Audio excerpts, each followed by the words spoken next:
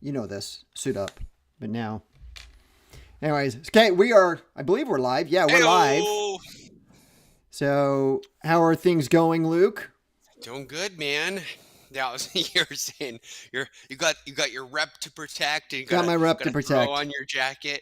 I always have you ever you see the God, what's the dude from Shark Tank? Is it Mr. Wonderful? Like he's always doing his is that him? I don't know. He's always got Kevin his like O'Leary. suit jacket on top, and he's like literally wearing like pajama shorts or shorts or something Yeah, down you see below. that in his house. You see that in his Like house where he's doing that. he's doing like a Fox or just like a regular one of those television shows like interviews speaking on something or chiming in and and then they cut through and on his B-roll and he's he's there in flip-flops and Yeah, love that. yeah. And but he's on like a national television show, and Yeah. he has the background, and he has a big TV screen. So it's Just interesting. It's interesting when you look at those people on Shark Tank. So my company actually has contracted with Damon John, one of the sharks, to come mhm. out and speak in December.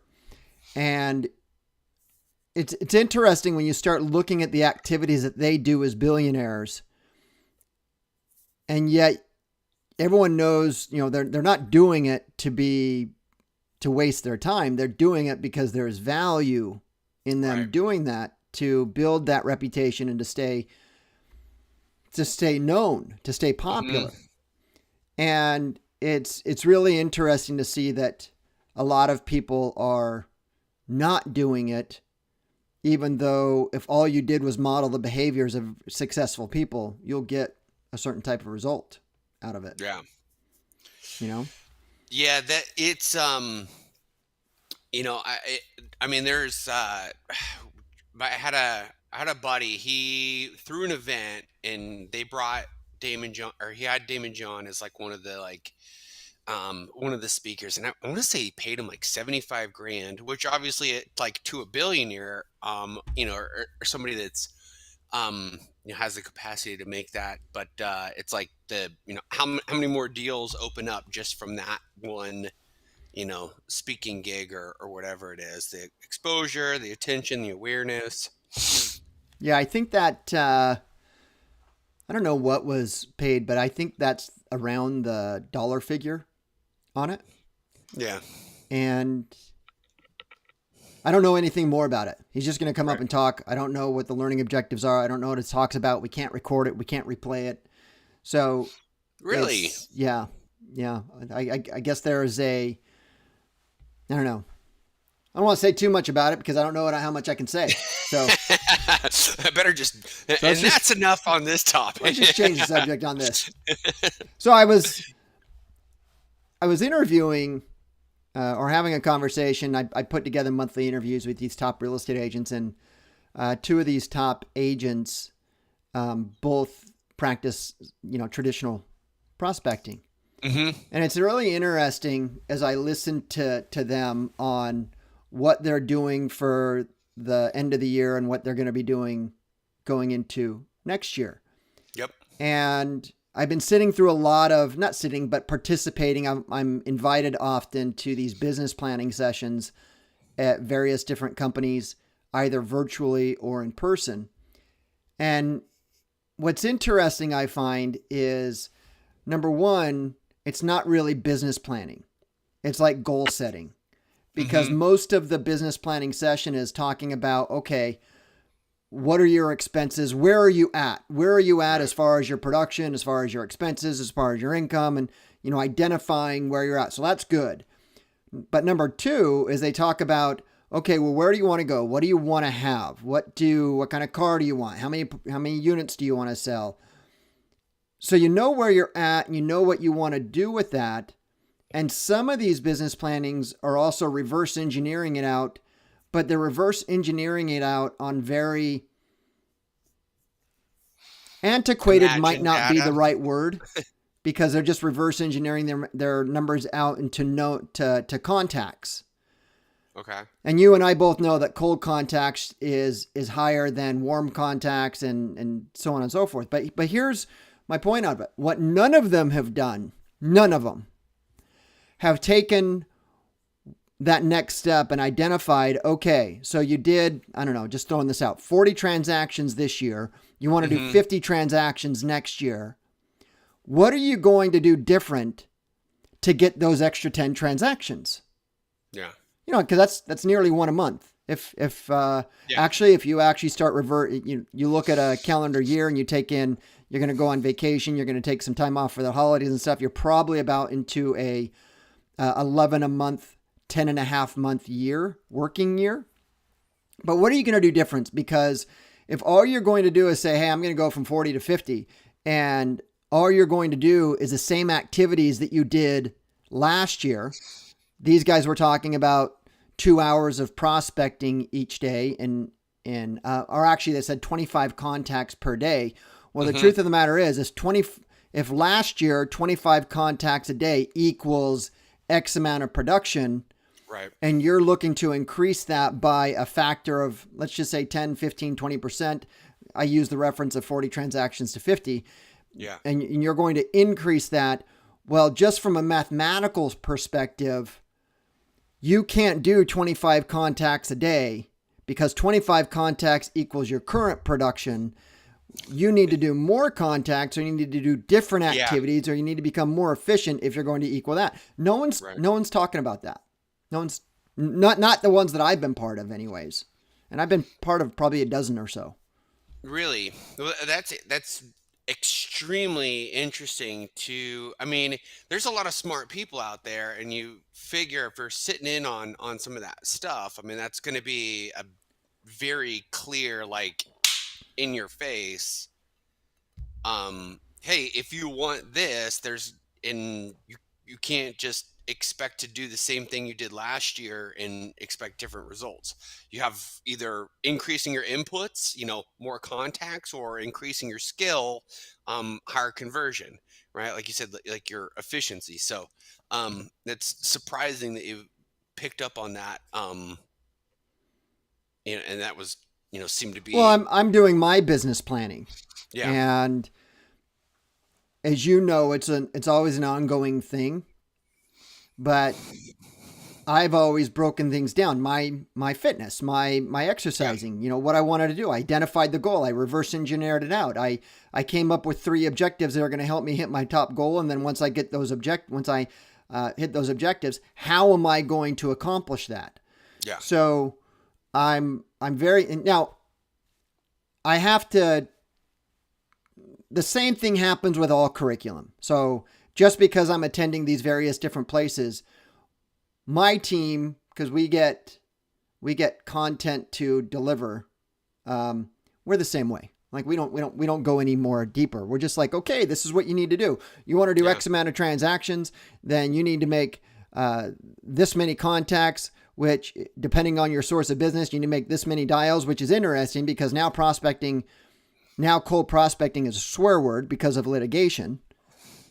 But it's interesting that the industry is still basing the metrics off of contacts, which isn't wrong, but it's being used, in my opinion, in a different way. For example, the other thing I haven't talked about, no, there's one company that's really big on Instagram, and they do a really great job.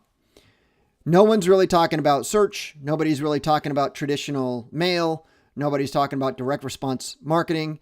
No one's really talking about that in generating the leads. So when they're talking about contacts, what I believe they're still meaning is cold contacts. And what's interesting with that is that cold prospecting is lead generation. It's not lead follow-up is really where you want to be on counting those contacts. So, some of the things that you do, you're generating a lot of leads. One of the things I said to the agents is you've got 2 jobs. I said, selling real estate is the service you provide, but your job is to, number 1, generate leads, and number 2, convert those leads into appointments. That's it. That's your whole job. Everything else will fall into place. If you generate a bunch of leads and you have a follow-up campaign, everything else will work itself out regardless of what your system is. If you just focus on doubling your leads, and quite frankly, with the way that the economy's going, contrary to the popular opinion, I think if you just want to break even, if you want to do the same units that you did last year, next year, Right. you need to probably niche down into a specialty place, or not necessarily niche down, but add a niche to it if you don't. And B, you really need to focus on generating more leads. Right. There's a possibility you might actually need to increase your activities by 30% just to keep the status quo. Yeah. Um, Yeah. but yeah, I mean but I mean, hey, if things go better, then great. But yeah, there's very real possibility of that. When I think that when you're like boiling it down to the contacts, like 25 contacts, or that's like kind of the benchmark. I think that that's an easy concept to simplify and deliver, that's consistent, that's timeless, right? Yeah. So I mean, one thing that I've come to learn, and that it's the keep it simple stupid, like simplicity scales. And trying to balance around between, like, you need to do this on Instagram, this on LinkedIn, this on Facebook, this on YouTube, this on this. Like, it's like, no, you need to do 25 contacts a day. Like, that could be your past clients, new people, but just like make it a point to connect with 25 people a day. Which, in my opinion, like, I think, like, if you did nothing else but had that as like your goal. Now, however you go about doing that, is a different story, but it's a simple thing to know, like, and track. Did I do my 25 contacts today? Yes or no? Yeah. Right? Well, and the thing is with that, it's very manageable, and you can, we talked about my fitness journey, and how my bare minimum, my platform is just getting up and Right. getting out of the door. Yeah. Part 1, wake up. Part 2, go walk. And as long as I do those two things, I've hit my walk for at least 45 minutes. That's my minimum. Everything I do is cream. I think my really goal is an hour, but to accomplish my ring, to close my ring, it's 45 minutes. So that's for me. And I think having those 25 contacts is a manageable and achievable goal. Yeah. But you need to identify what those contacts are going to be. Are you going to cold call around just listeds and just solds? Well, if you're going to do that, what's your follow-up campaign?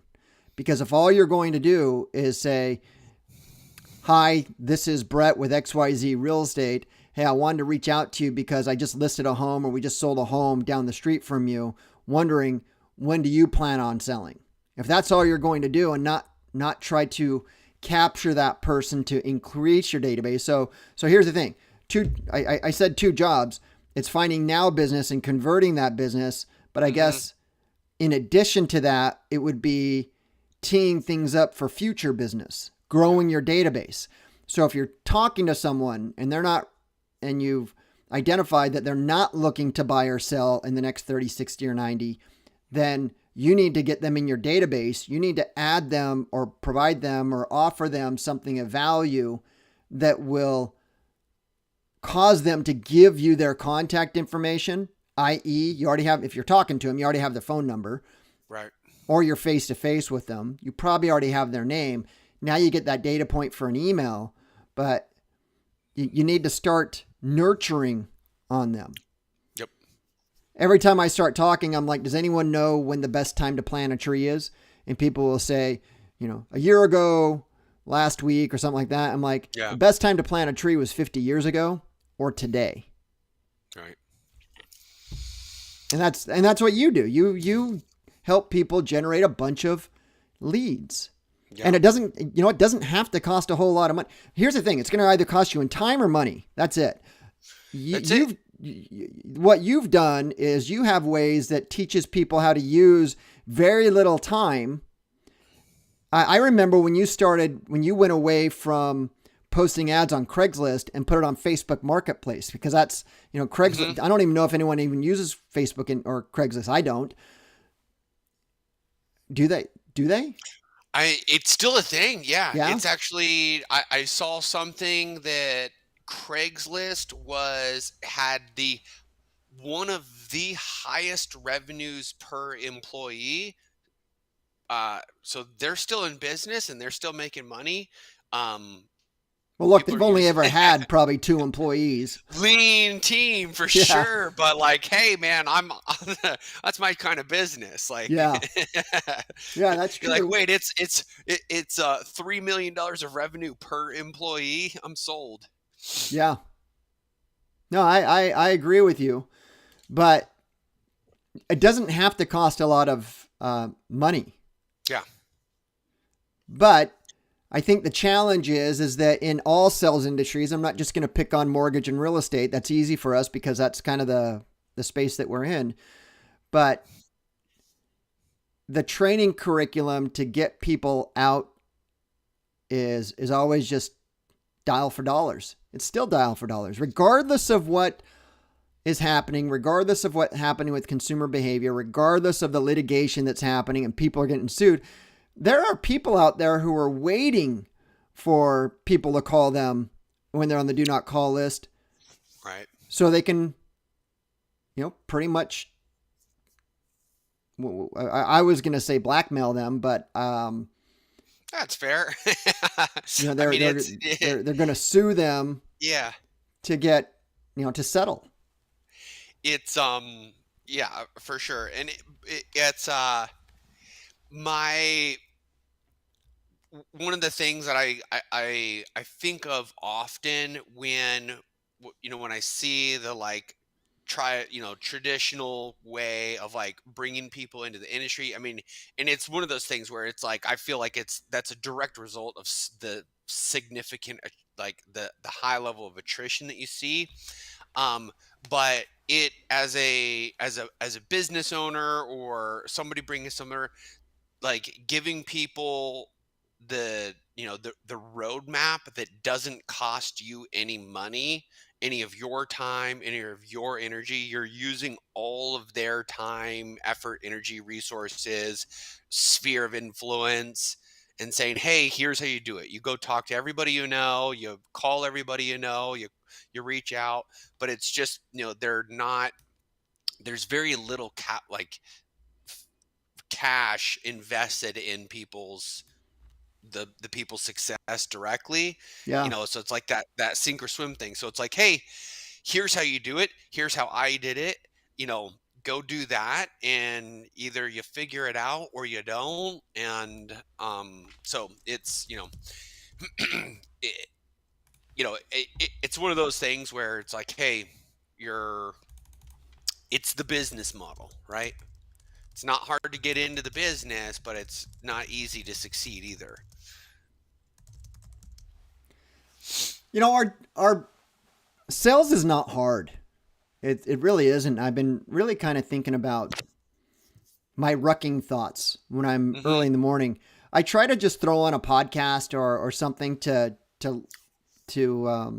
stimulate my mind, but I only do that probably out of like maybe once a week, because my mind is I'm just thinking about things. So it's almost meditative. I don't know what I'm trying to think. Yeah. Meditative as I'm walking.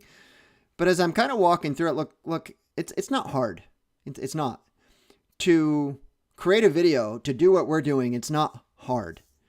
We're not asking somebody to make big rocks into small rocks. It's not labor intensive. It is challenging. It does require a skill set.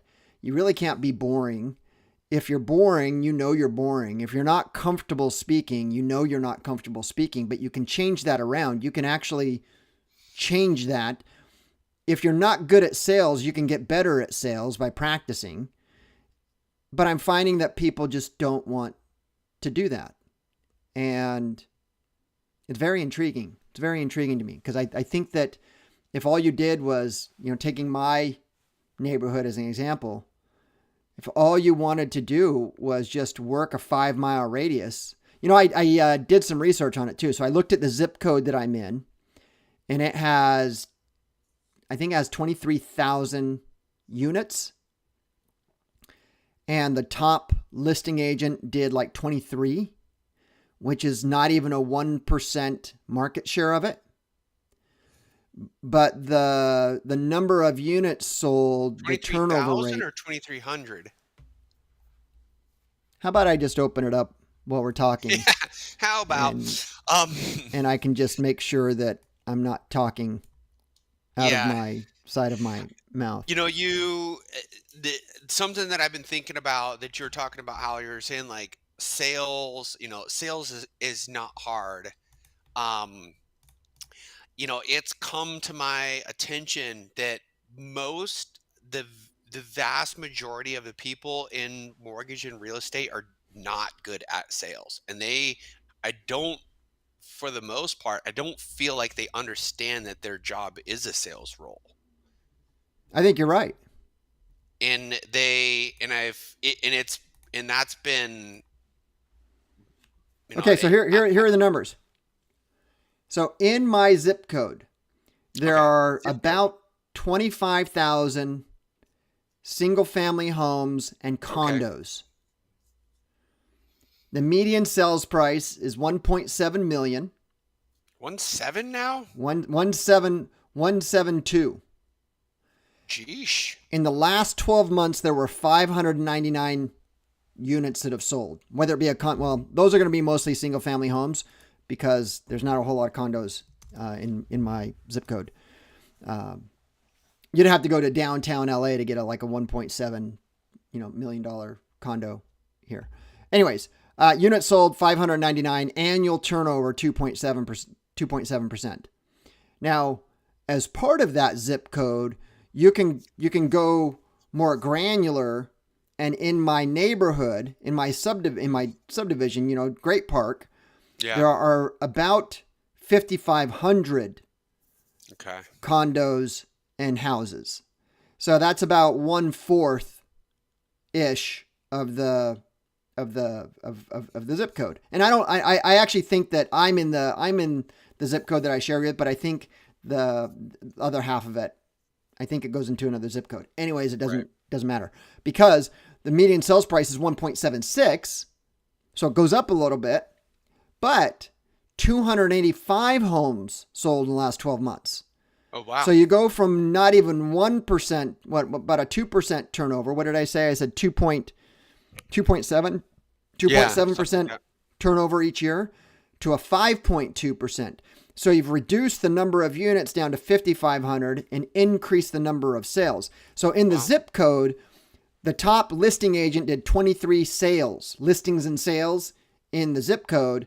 In the neighborhood, the top one did 12.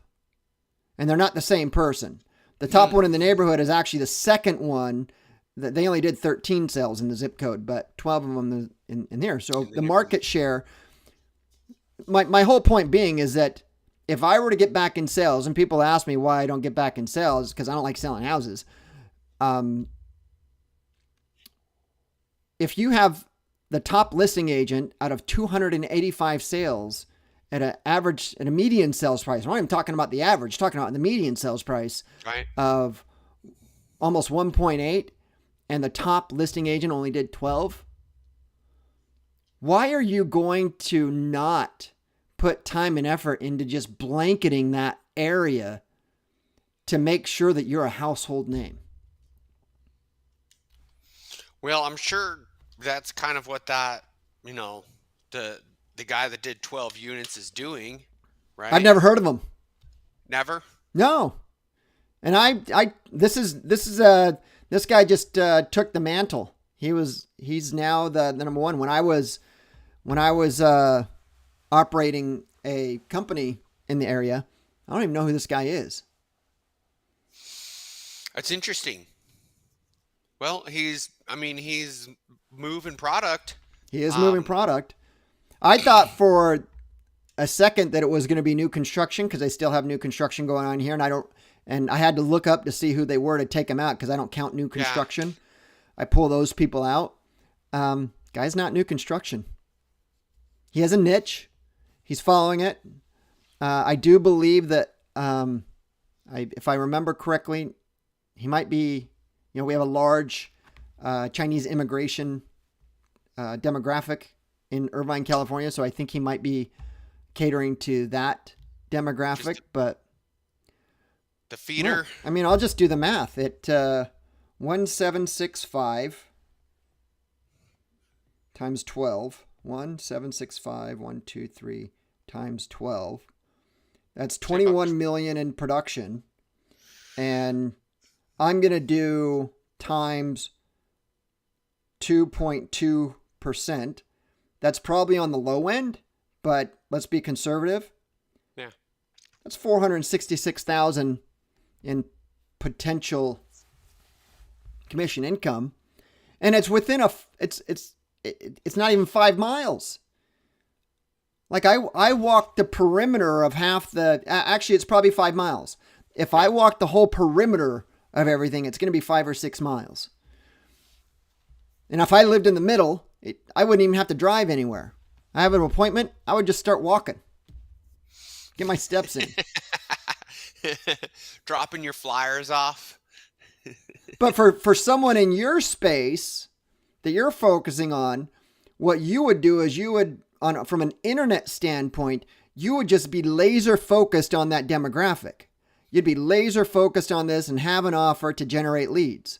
Mm-hmm. And yet, if you take this, and those concepts came from the direct response marketing industry, and they just turned that digital, and yet now you still have this almost what's perceived as us versus them in regards to prospecting versus marketers.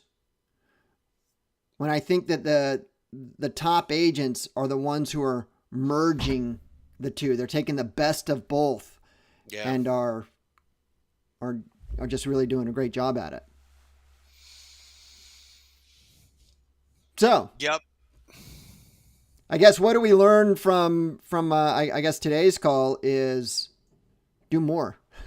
If you want to do the same next, don't be so content. Don't be so absolute that, or happy and content with where you're at that you can't even conceive that there might be a way that could help you grow and scale outside of what you know now. When I was recruiting Luke, you know how I am. I always, we did this back in the day when we first met. I would always practice what the most common objections are. And the most common objections when you're reaching out to agents is that they're happy with where they're at when you want them to switch brokerages. I'm like, yeah, I'm there's no doubt that you're happy with where you're at, but I have a question for you. Does that mean that you won't even consider the possibility that there might be something out there that could help you grow and scale and reach your goals faster? Right.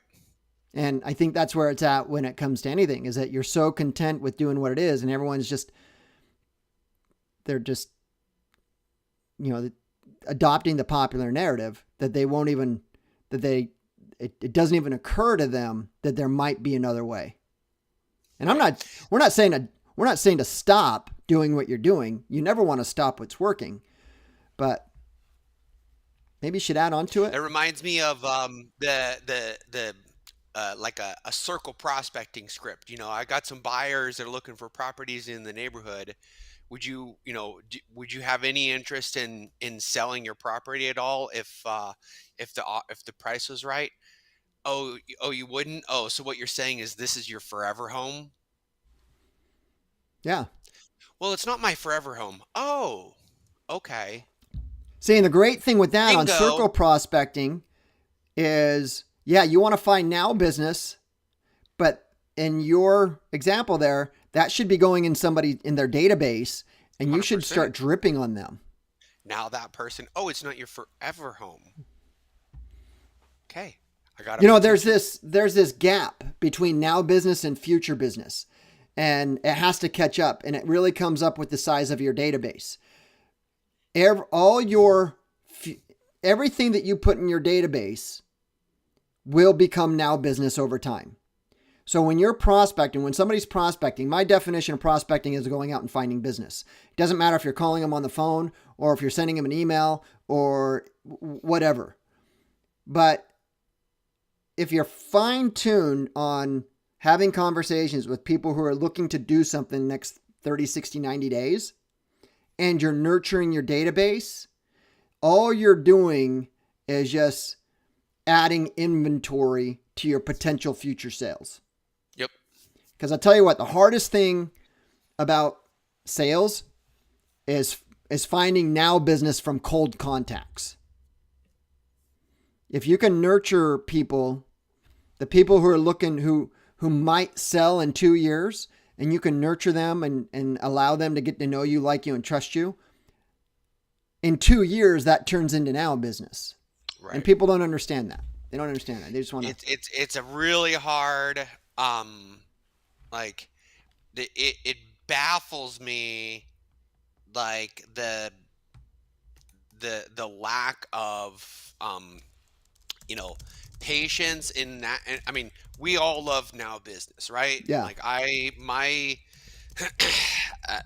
when somebody tells me they're not ready to move forward to, make an investment or whatever, I'm like, well, that's BS. But, it baffles me. Like I was doing a call the other day with some people, and they were saying this person's in a lease. The lease is going to be up until February, isn't up until February. And I was like, okay, well, and they're like, well, they're not doing anything. I was like, you know how quick February is going to, like, they didn't like, go like they that, didn't get man. their stuff. They didn't do, like, that was the end of the conversation. They said they didn't want to do anything. Their lease isn't up until February. And that was the end of the conversation. I was like mind blown, like, well, they better Okay, I'll start call you in shopping March then. now. Yeah, like you better start shopping now, like, so you're like, get all your ducks in a row. And that's kind of where I was like circling back to the thought process. I was like, a lot of these people don't appreciate that they're in sales, and like they are, they need to help that person get to where they need to go. And like, Yeah. okay, perfect. Well, here's what you're looking at over the course of the next, anyway. Yeah. No, I agree, man. All right. So we're Cool. at time.